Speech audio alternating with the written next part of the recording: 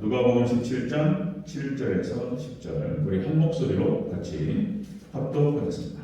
시작. 너희 중 누구에게 밭을 갈거나 양을 치거나 하는 종이 있어 밭에서 돌아오면 그대로 곧 와 앉아서 먹으라 말할 자가 있느냐? 도리어 그대로 내 먹을 것을 준비하고 띠를 띠고 내가 먹고 마시는 동안에 수종 들고 너는 그 후에 먹고 마시라 하지 않겠느냐? 명한대로 하였다고 종에게 감사하겠느냐? 이와 같이 너희도 명령받은 것을 다 행한 후에 이르기를 우리는 무익한 종이라 우리가 하여야 할 일을 한 것뿐이라 할지니라. 아멘. 네, 인사하겠습니다. 오직 예수님, 네, 예수님의 은혜와 평강이 넘치시기를 축원합니다. 아멘.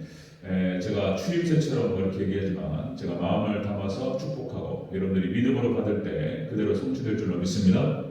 여러분들 예수님의 은혜와 평강이 넘치시기를 축원합니다. 아멘. 오늘 함께 읽으신 누가복음 17장 7절에 10절 말씀. 오늘 본문을 그대로 금방 말씀드렸듯이 대가를 바라지 않는 종의 비유. 예수님께서 제자들에게 하신 비유가 되겠습니다. 자, 대가를 바라지 않는 종의 비유. 같이 한번 따라하겠습니다. 대가를 바라지 않는 종의 비유. 네, 대가를 바라지 않는 종의 비유. 성경에서 가장 중요한 개념, 우리가 이제 가장 중요한 내용 중에 하나가 뭐냐면은 하나님과의 관계라는 것입니다. 하나님과의 관계. 사실 여기에서 모든 게 아닙니다. 우리가 하나님과의 관계가 멀어지기 때문에 모든 문제가 시작됩니다. 모든 문제의 시작은 하나님과의 관계가 멀어지면서부터 시작됩니다. 죄가 들어오고 우리가 예배 생활과 기도 생활, 말씀 생활이 좀 멀어지기 시작하면서 죄가 들어오고 그때부터 이제 고통과 문제가 시작됩니다. 하나님과 관계 문제입니다. 모든 게. 그러나 우리가 죄를 회개하고 우리가 하나님과 더 가까이 나아가고 하나님과 관계가 회복되기 시작할 때 모든 문제가 해결되기 시작합니다. 모든 일에 우리 하나님 백성들의 문제는 하나님과의 관계 문제다 이렇게 말할 수 있습니다. 그런데 성경에서 이제 우리가 하나님과의 관계를 얘기할 때 여러 가지 비유로 얘기합니다. 여러 가지 비유. 예를 들어서 부모 자식 간의 관계로 비유하기도 합니다. 우리가 하나님을 뭐라고 부르죠? 아버지라고 부릅니다. 하나님 아버지. 부모 자식 관계로 비유하기도 하고, 그리고 또 예수님과의 관계를 이제 신부, 부부 관계로 표현합니다. 부부 관계. 그리고 우리가 이제 예수님께서 우리의 신랑 되시고, 우리가 예수님의 신부가 된다. 그리고 예수님께서 또 뭐라고 말씀하시냐면, 예수님 말씀에 순종하고 예수님과 동행하는 자에 대해서 친구다. 이렇게 표현하셔요. 친구로 비유하기도 하고, 오늘 본문에서는 주종 관계로 비유합니다. 바로 우리의 주님 이렇게 표현하죠. 큐리오스. 하나님을 우리의 주님으로, 예수님을 우리의 주님으로, 그리고 우리는 주님의 종입니다. 이렇게 이제 비유를 하는 것이죠. 그냥 다만 이렇게 이런 것들은 하나님과 우리의 관계를 비유하는 것들일 뿐이에요. 그런 관계가 형성되는 것이다. 자, 여러분들 우리 피조물들, 특히 우리 인간에게서 가장 큰 축복이 뭐냐면 하나님을 섬길 수 있다는 거예요. 하나님을 주님으로 섬길 수 있다는 것입니다. 사단이 역사하다 보니까 뭐 우상을 주님으로 섬기고 뭐 소를 주님으로 섬겨요. 소, 돼지, 짐승, 뭐 물고기, 뭐 여러 가지 뭐 이상한 것들, 뭐 형상을 새겨놓고 그것을 갖다가 하나님이라고 하고 뭐 이러는 사람들이 얼마나 많냐면 사단이 속아가지고 붙잡혀가지고 그런 일이 벌어진다는 것이죠. 우리는 하나님께서 우리의 눈을 뜨게 하시고 하나님을 인식하고 하나님을 알게 하신 것이 놀라운 축복인 줄로 믿습니다. 하나님을 주인으로 섬길 수 있다는 것이 얼마나 큰 축복인가. 믿음의 선진들을 쭉 보면은 그렇게 했어요. 하나님을 만났고 하나님만을 섬겼고 하나님을 주님으로 모셨고 그런 것이죠. 인생에서 가장 빛나고 가장 값진 것이 바로 하나님을 섬기는 것이다. 믿습니까? 여러분들 하나님에게 잘 섬겨드리는 저와 여러분 되시기를 축원합니다. 오늘 그 얘기를 하는 거예요. 주종관계. 이렇게 이런 관점으로 시작하지 않으면 뭐 주종관계 기분 나쁘고 괜히 그럴 수 있다는 거예요. 그거 아니에요. 하나님과의 주종관계는 그런 관계가 아닙니다. 자, 같이 한번 살펴보겠습니다. 대가를 바라지 않는 종의 비유. 첫 번째로, 자, 주인을 섬긴 후에 먹고 마신다. 주인을 식사를 잘 잘 차려드린 다음에 그 다음에 자기가 먹는 거예요. 그걸 말하는 것입니다. 8절 같이 한번 읽겠습니다. 8절 시작. 도리어 그대로 잠깐만요. 죄송합니다. 7절 8절 같이 읽겠습니다. 시작. 너희 중 누구에게 밭을 갈거나 양을 치거나 하는 종이 있어 밭에서 돌아오면 그대로 곧 와 앉아서 먹으라 말할 자가 있느냐. 도리어 그대로 내 먹을 것을 준비하고 띠를 띠고 내가 먹고 마시는 동안에 수종 들고 너는 그 후에 먹고 마시라 하지 않겠느냐. 아멘. 어떻게 생각하면 기분 나쁠 수 있어요. 실컷 일하고 밭에서 일하고 양을 치고 힘들어가지고 왔는데 와서 바로 그냥 이렇게 차려진 음식을 먹으면 좋은데 그렇지 않다는 것입니다. 차려줘야 돼요. 주의. 어떻게 생각하면 인간적으로 생각하면 기분 나쁠 수 있는데 이제 하나님과의 관계 속에서는 그렇지 않다는 것입니다.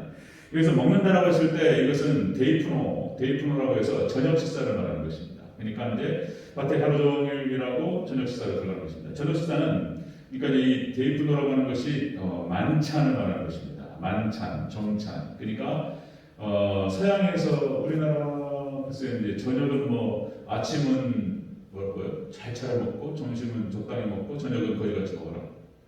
이런 뭐 비유가 있는데 그렇지 않아요. 그렇지 않습니다. 저녁을 잘 드셔야 돼요. 저녁.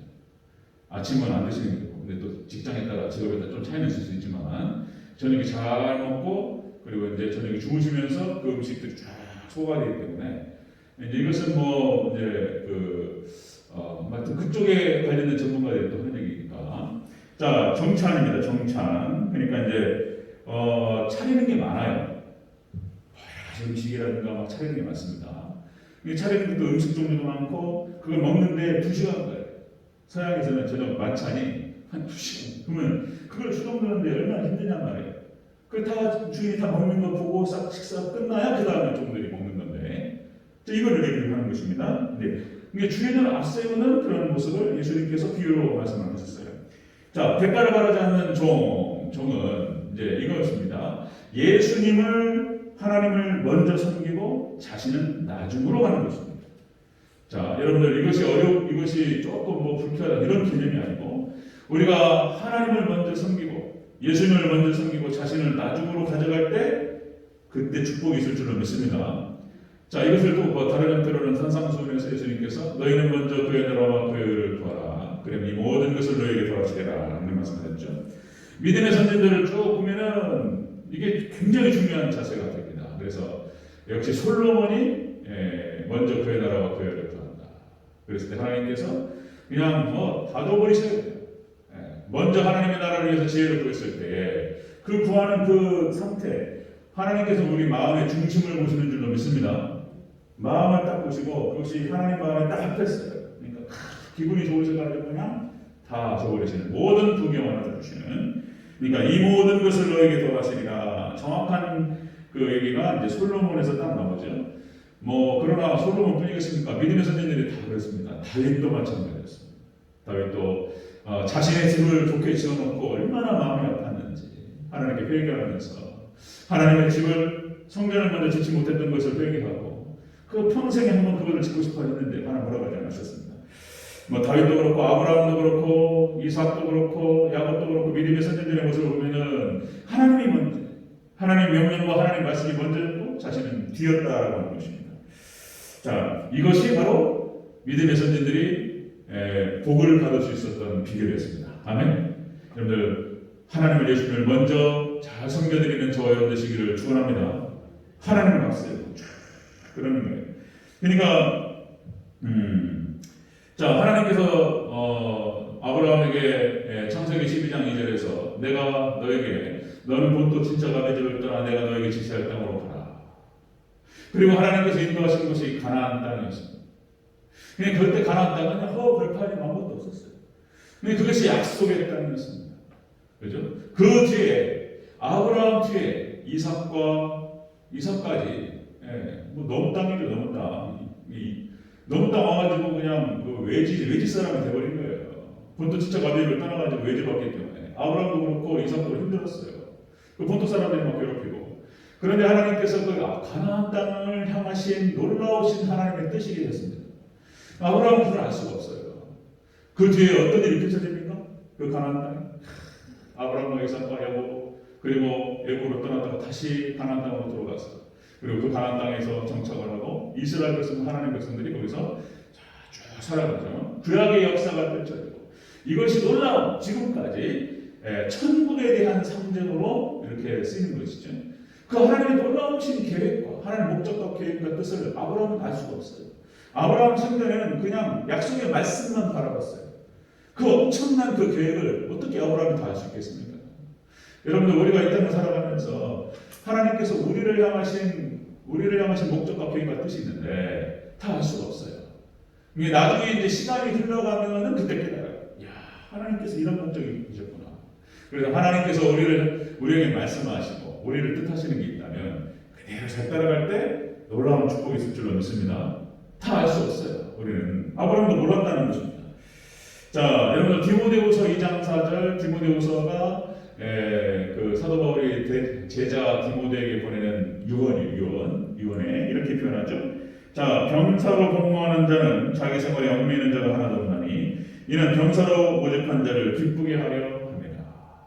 네가 하나님의 군사로, 네가 하나님의 병사로 부름을 받고 그래서 하나님께 나왔는데, 자, 네 생활에 얽매이지 말고, 자, 너를 모집한 그 하나님을 기쁘게 하라. 나는 그렇게 했고, 너도 그렇게 하라.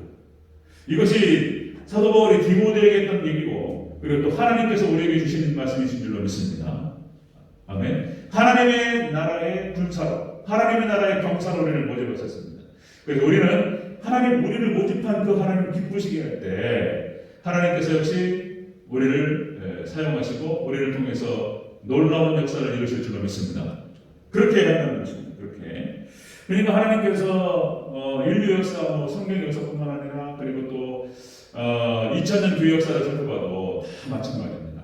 이 믿음을 가지고 있는 사람, 예수를 먼저 하나님을 먼저 앞세우고 그리고 그 뒤에 자신을 챙겨나가는. 그러니까 하나님께 모든 걸 다 믿어맡기고 이 사람을 통해서 하나님께서 역사하셨다. 이 사람에게 하나님께서 물질을 맡기시고 이 사람에게 주권을 맡기셨어요.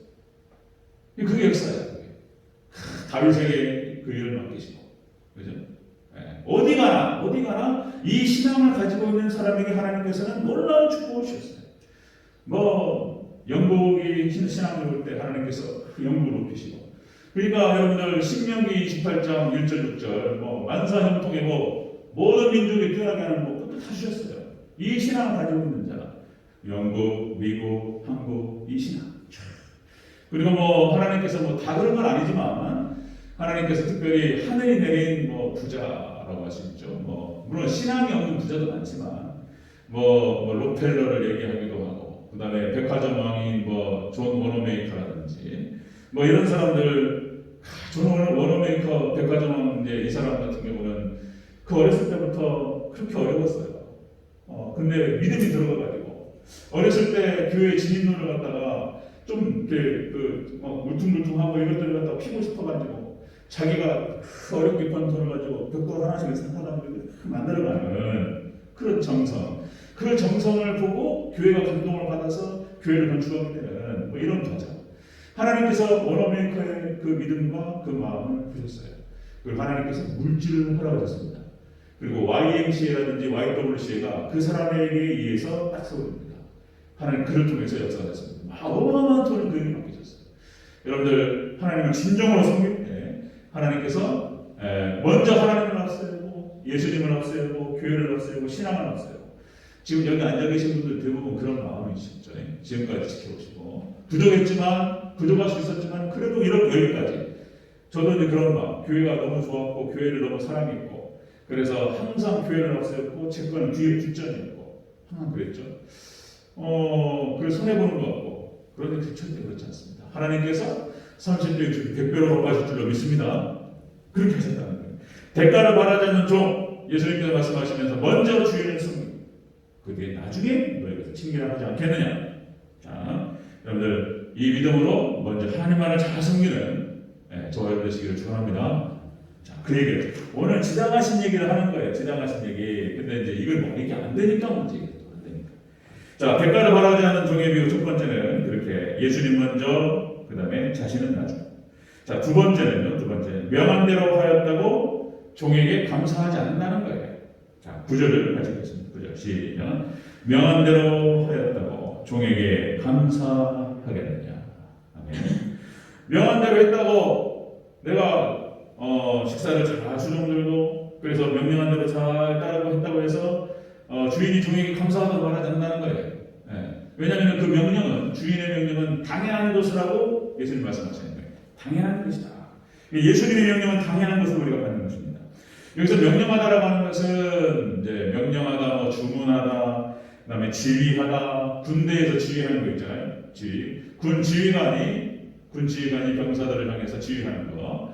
뭐 열중서 차렷부터 해가지고 통솔을 할 때 일사천리로 움직이는 거, 그렇죠? 군대가 만약에 그렇게 안 움직이면 망하는 것이죠. 전투와 전쟁에서 이길 수가 없는 것이죠.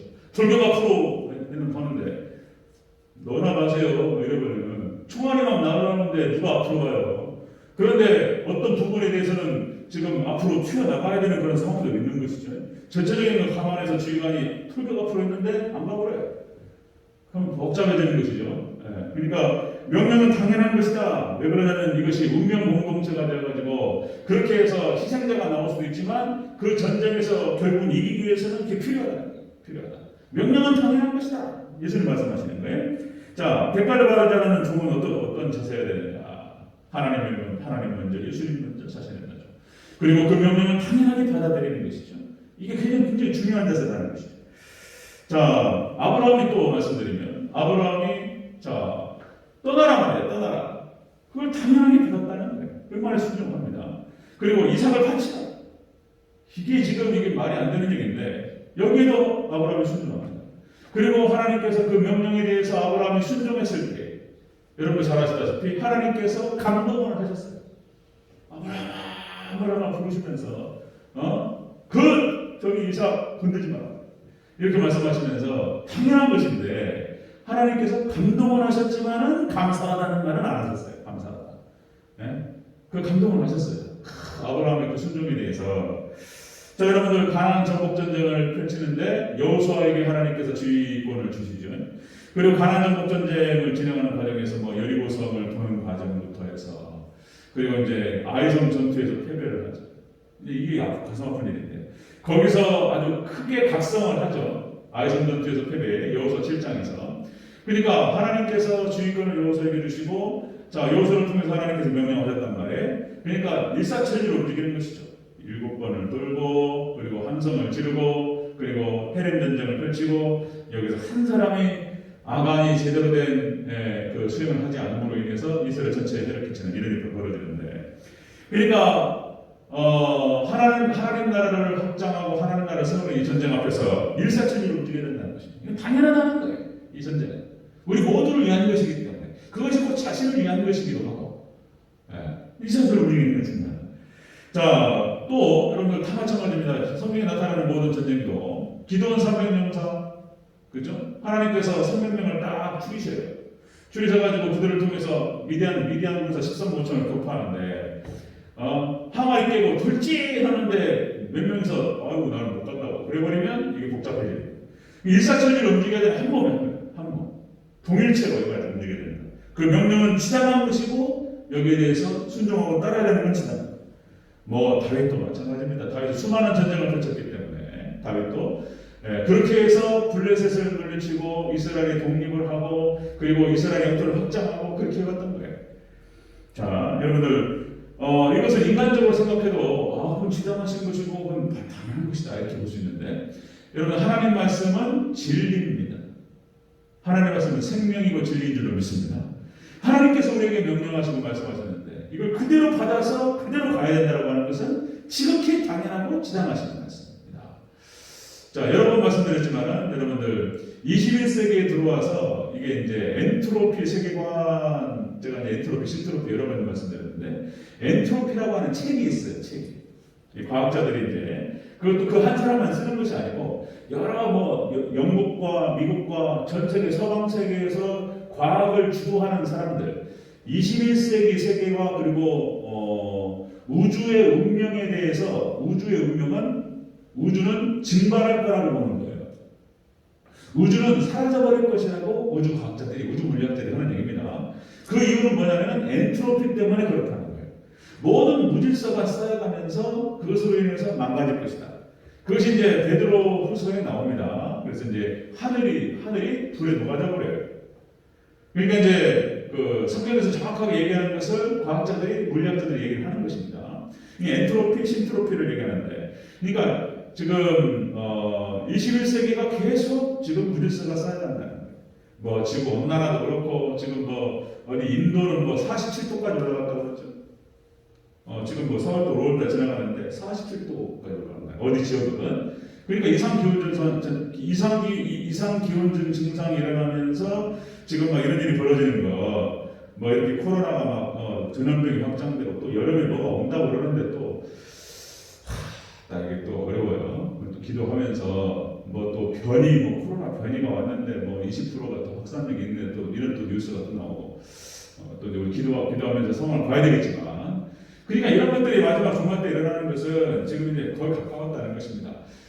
우리는 중요한 것은 또 제가 대지를 잡아서 말씀을 드리겠지만은 하나님께 다 알려주셨어요. 다 알려주셨습니다. 계시록 말씀을 통해서 다니엘서 마태복음 24장 그리고 서신서 여러 군데에서 종말론을 말씀하시면서 다 말씀하셨어요. 자, 중요하고 놀라운 것은 뭐냐면 우리 하나님의 백성들을 지키시고 보호하시기 위해서 기록하셨습니다. 아멘. 놀라요. 네. 우리한테는 아주 좋은 거예요. 어떻게 해야지 그 환난을 이기고 우리가 승리하고 천국 갈 것인가. 하나님께서 약속하셨어요. 너희 머리털 하나도 상하지 아니하리라. 아멘. 하나님 보호하신다고 말씀했어요.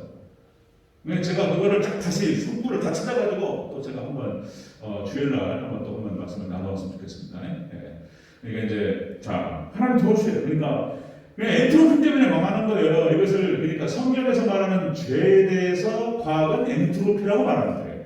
이게 과학과 성경이 똑같은 말을 하는 거예요. 무질서가 쌓이면서 망가지는 거예요. 또 말씀드리면 이런 뭐 TV, 뭐 냉장고, 텔레비전, 스마트폰 모든 것이 수명이 있단 말이에요. 인체도 마찬가지고 여러 가지 좀 안 그러면 좋겠는데 안 좋은 거 먹고 마시고 그죠? 참 인생이. 그리고 또 이제 무리하고 몸을 무리하게 사용을 하거나 스트레스 때문에 또 망가지잖아요. 그러니까 이제 수명이 이제 70, 80 넘어가시면 이제 젊어서 고생을 많이 하신 분들은 벌써 확 나타나고 증상이 이렇게 이제 망가지는 거예요. 근데 이제 이 죄가 또 이렇게 망가뜨린다는 것입니다. 죄가. 그래서 뭐 또 그런 거예요. 그런 거. 그러니까 노아의 심판도, 홍수 심판도 결국 엔트로피예요. 죄가 쌓여서 망가지는 거예요. 소돔과 고모라도 마찬가지예요. 구약 이스라엘이 멸망하는 것, 그 다음에 예수님 당시 이스라엘 유대인이 멸망하는 것 다 마찬가지입니다. 그러니까 시스템상으로 그렇게 만들어 놓으셨어요, 하나님께서. 근데 하나님의 말씀은 생명이고 생기고 신트로피입니다. 하나님과 관계를 회복하고 하나님께 가까이 나아갈수록 엔트로피가 줄고 신트로피가 늘어나요. 그래서 여러분들 수명이 연장되고 영적으로나 인적으로나 훨씬 더 좋아지는 거예요. 얼마나 이것을 잘할 수 있느냐에 거기서 관건이 거기서 차이가 나는 거예요. 똑같이 예수님을 잘 믿으면 다 천국입니다. 구원받습니다. 그러나 이 땅에서 어떻게 쓰임받느냐는 달라요. 크게 쓰임받고 놀랍게 쓰임받는 사람도 있고 어떤 사람은 그냥 적당히 그냥 그렇게 하다가 뭐 또 그런 표현을 쓰대요. 또 뭐 천국만 가면 되지 뭐 천국만 가면 되지 뭐 얼마나 크게 쓰임받고 이럴 수도 있는데 그건 나중에 지켜볼 일이거든요. 그렇게 보면 나중에 정말로 그런 발상으로 구원받을 것인가 나중에 한번 봐야 되고. 자, 그래서 여러분들 하나님과의 관계, 주종관계 속에서 하나님을 더 가까이 하시고 가장 좋은 거는 역시 그런 거예요. 이렇게 이제 예배 많이 드리는 거예요. 말씀 많이 드리고 예배 많이 드리는 거. 뭐 새벽 예배 드리고 공예배 방식 우리 공예배 그러니까 주일날 새벽 예배, 주일날 금예배, 주일날 오후 예배, 수요 예배, 금요 예배, 새벽 예배, 뭐 가정 예배, 뭐 그때 7대 예배 드렸죠. 추구장창 예배. 이스라엘 백성들은 구약에서 그렇게 예배가 많아요. 예배가 엄청 많습니다. 하나님께 유대인들을 갖다 축복하시는 이유가 있습니다. 예배가 그렇게 많아요. 성전을 가까이 하고 예배드리고 하나님께서 그냥 타주셔야 됩니다. 모든 형통이고 다루시는 거예요. 축복받는 비결이 되겠죠. 자, 대가를 받아지 않는 종의 비유를 통해서 예수님께서 하시는 말씀, 먼저 주인을 먼저 섬기고 자신은 가죠. 예수님 먼저 자신은 가죠. 그리고 그 명령은 당연한 것으로 알고 받아들이는 것입니다. 자, 세 번째 보겠습니다. 세 번째, 대가를 바라지 않는 종의 비유. 세 번째, 할 일을 한 것뿐입니다. 이렇게 말한다는 거예요. 그 명령의 순종은 지극히 당연하게 받아들여야 됩니다. 10절을 읽겠습니다. 10절 시작. 이와 같이 너희도 명령받은 것을 다 행한 후에 이르기를 우리는 무익한 종이라 우리가 하여야 할 일을 한 것뿐이라 할지니라. 아멘. 그렇게 하라고 예수님께서 말씀하셨어요. 나는 무익한 종이지만 하나님께서 말씀하셨고 주께서 말씀하셨기 때문에 그것을 이행한 것은 지극히 당연한 것이었어요. 이렇게 말하는 거예요. 이렇게 받아들이는 거예요. 그래서 자, 예수님 말씀의 순종은 지극히 당연한 것인 줄로 믿습니다. 그러니까 이 각도에서 본문을 보지 않으면 이게 뭐 말이야 이게 또 이렇게 할 수 있어요. 예수님 위해서 잘 이해를 못할 수도 있고 은혜가 안 될 수도 있습니다. 그런데 이제 하나님께서 이렇게 하시는 것은 전쟁에서 이기고 우리를 축복하시고 우리를 구원하시고 축복하게 하시고 모든 좋은 것을 다 주시기 위해서 그렇게 하시는 거죠. 하나님 하시는 일은 자, 여기서 무익하다라고 하는 것은 무익한 종입니다 라고 했을 때 무익하다라고 하는 것은 가치 없다, 쓸모없다 이런 뜻이에요. 하나님께서 도우시지 않으면 아무것도 할 수 없다 이렇게 고백하는 것이죠. 이 말이 맞죠? 우리는 모두 무익한 종인 줄로 믿습니다. 저도 마찬가지고 무익할 뿐이고 쓸데없는 것뿐이고 하나님께서 도와주시지 않으면 아무것도 할 수 없는 그런 무능력한 그런 존재들일 뿐이다. 하나님의 나라 확장을 위해서 제가 새벽마다 앉아가지고 이렇게 생각하고 묵상하고 기도하고 하는 것 중에 하나가 뭐냐면 진짜 이건 그런 생각. 목회는 사람이 할 일이 아니다. 혼자서 하나님이 하셔야 되는 것이고 진짜 사람이 할 수 있는 일이 아니다. 하나님께 도우셔야 된다. 뭐 목회뿐이겠습니까? 여러분들 생업과 가정 자녀 하나 제대로 키우는 것도 부모가 잘하면 되겠지만 좋겠지만 그죠? 하나님 더 도우셔야 될 줄로 믿습니다. 생업 하나하나 우리 살아가는 모든 것들이 하나님 도우시지 않으면 안 되는 거예요. 하나님 도와주셔야 되는 거예요. 뭐 비근한 예로 이렇게 농사 하나 짓는 것도 아무리 자기가 죽으라고 해도 바람 와가지고 비 오면 쓸어버리면 끝나버리잖아요. 그죠? 하나님께서 다 막아주시고 바람도 막아주시고 그리고 들짐승들 막아주시고 이런 여러 가지 해충도 막아주시고 하나님께서 막아주시고 지켜주셔야 될 줄로 믿습니다. 다 무익한 거예요. 다 하나님 도와주셔야 되는 거예요. 자, 그래서 이렇게 대가를 받아지 않는 이 종은 그렇게 말한다는 것입니다. 하나님 예수님의 종, 그 주인의 명령과 그 말씀에 대해서 당연하게 받아들이고 당연하게 순종한다는 것입니다. 나는 무익한 것이고 오직 할 일을 했을 뿐입니다. 이렇게 얘기한다는 것이죠. 자, 다윗이 그렇게 표현해요. 다윗이. 여러분 우리 주보에 보잖아요. 주보에 우리 주보 보시면은 그 헌금란에 그 성경 구절을 적어놨어요. 제가. 다윗이 이게 이제 성전 지을 준비를 하면서 성전 예물을 하나님께 바치면서 고백한 얘기예요. 이게 역대상 29장 14절 이렇게 표현하던 다윗이 나와 내 백성이 무엇이기에 이처럼 즐거운 마음으로 드릴 힘이 있었나이까 모든 것이 주께로 말미암아 싸우니 우리가 주의 손에서 받은 것으로 주께 드렸을 뿐입니다. 아멘. 우리가 드리는 것 같죠? 내 것을 나눠가지고 하나님께 드리는 것 같지만 모든 것이 하나님께서 허락하시고 주신 것을 하나님께서 주신 것을 하나님께 돌려드리는 뿐인 줄로 믿습니다. 이 지금 다윗의 이 말씀, 이 고백이 건축원금이에요. 건축원금을 드리면서 하나님께 감사했습니다. 우리가 어떻게 하나님께 드릴 힘이 있었나요? 하나님께 주신 것을 하나님께 드렸을 뿐입니다. 이렇게 모든 것이 하나님의 은혜이며 하나님의 영광 다 드리는 모습. 오늘 새벽 예배 때 나눴던 말씀 며칠 전에 제가 이제 성경 제 방식은 여러 가지 어떨 때는 이제 예를 들어서 여호수아 딱 감이 꽂히면은 막 몇 장을 쫙 보기도 하고 맥체인 성경 읽기표라고 해서 아시는가 모르겠습니다. 이렇게 구약 성경과 신약 성경 건너 뛰면서 막 보기도 하고 제가 이제 이렇게 보는데 요한복음을 보면서 깜짝 놀라가지고 오늘 새벽 예배 때 나눴던 말씀입니다.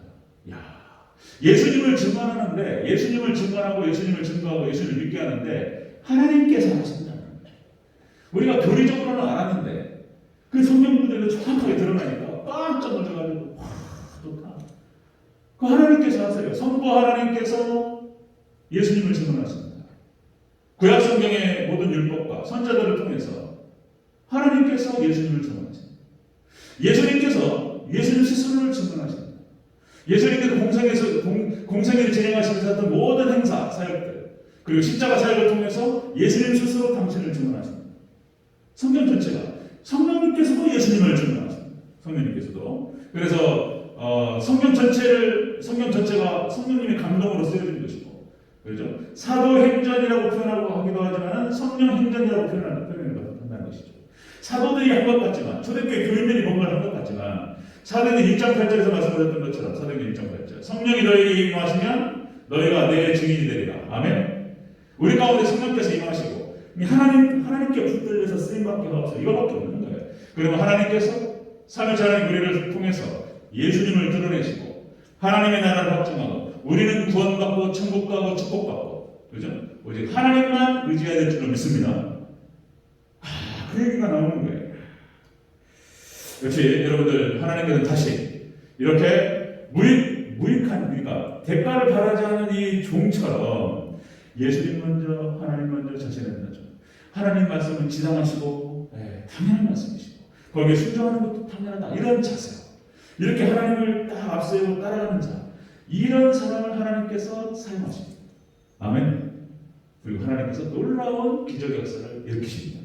그때 그 인생이 가장 찬란해진다는 것이에요. 그 피조물이 가장 영광스럽고, 그죠? 하나님을 찬양하는 그 자리, 성가대에서, 그 예배 자리에서, 그죠? 멋있어요. 우리 성가대도 또 이렇게 인간적으로 왜곡되니까, 자기 목소리 사랑하고, 그리고 또 신앙도 없으면서 찬양하고 이러면 이제 이런, 제가 성가대만 중학교 1학년 때부터 해가지고요. 성가대만 고3 때까지 6년을 쓰고, 청년 시절, 제가 신학교 지휘자였어요. 저 음악을 잘하는 편이에요. 음악을 좀 배웠어요. 잘하는 편인데 그런 것도 많이 봤어요. 이렇게 솔리스트 세워가지고 역시 이제 성가대 찬양자는 역시 프로페셔널한 부분이 있어야 된다.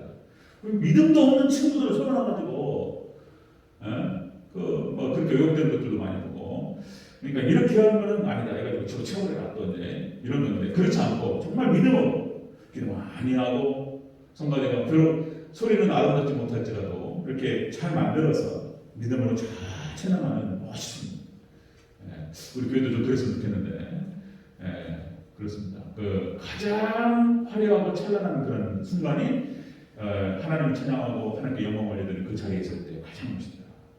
그래서 여러분들, 비록 우리가 무익한 종이지만 대가를 바라지 않는 이 종처럼 여러분들 하나님의 말씀을 지극히 당연하게 받아들이면 당연하게 순종하시기를 축원합니다. 그리고 그 자리에 계실 때 가장 그 인생이 멋지고 화려하고 복이 될 줄로 믿습니다. 그런 복받는 그런 축복의 역사가 저와 여러분에게 있으시기를 축원합니다. 아멘. 기도하겠습니다.